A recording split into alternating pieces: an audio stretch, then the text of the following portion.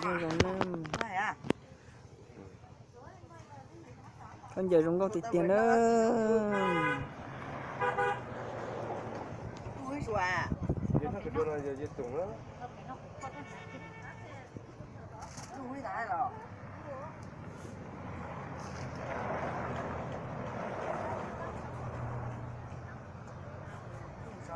Lùi ra là. Nó tưởng nó ai. Sao xí lo mà. Chỉ ấn lũ hay ấn tê. Cái nhìn để rõ nó. Tế chỉ mất đó kiếm mà.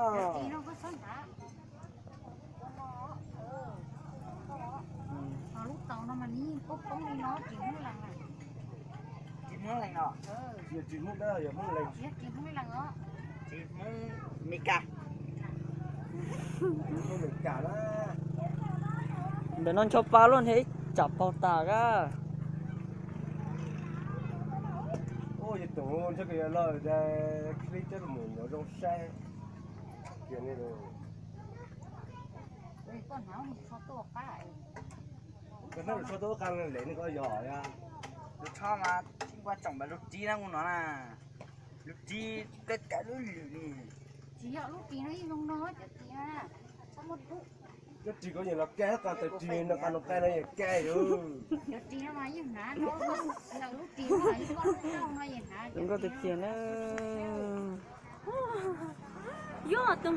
Vừa nè. Yo trên chỗ đi ha. Cái chỗ là mà còn mình nó còn mà giờ hơi tụt lúa tụt nó bút tỏ là chút tê chút tà này rồi. Hả? Yo trên chỗ đi ha.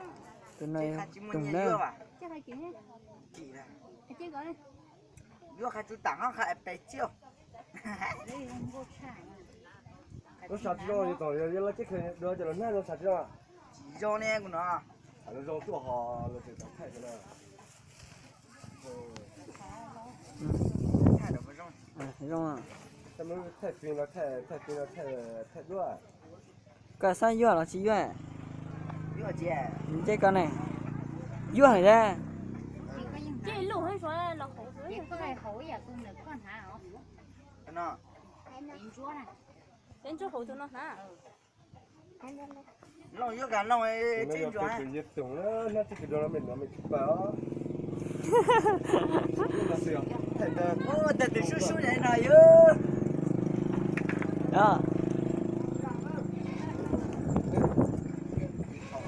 như là cái gì đó tụng. Thì có này thì hành là nó. ôi nó cơ tao ta Mà bây giờ nó gì chỉ nụ đó là chút tê hai hôm rồi. Còn mình chỉ còn bây giờ nó chỉ có chỉ biết thằng con đi đâu. ôi rồi rồi cái kia này nữa. Cái nó chỉ cầm mà từ năm bảy y ó. chứ này bạn không đó lòng Cái Cái con nào? nhia. Nhiều à? Nhia. Cái có cho một thằng lăng cơ mà. Nên năm. Lũ yếm bây giờ lũ cái nhia ra nữa. ăn cái chỉ cho tút tao Từ thằng lại bỏ cho. nhìn ta là bắt tôi Cô các bạn nghe tôi số như thế nào là. u đều nha Cô các bạn nghe tôi số như là. đó vậy chị ăn cái tới nói ra chỉ phía rồi đúng không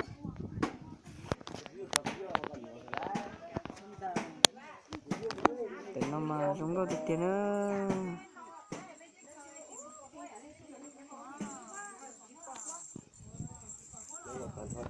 Phải gì đó. Thành thời phải gì nhớ cho sở YouTube nó lên thì sẽ giờ cho không chờ cho rong nhà lấy tạo diện trang tập xem khoảng sáng nửa mà cái non đó. Để nó lấy thau sát tỏ. Sát xem khoảng tuần rồi nữa. Nó hết rồi. Nông đấy. Nông cái nông. cô là mẹ đấy nó Có lùm mai nhà họ của.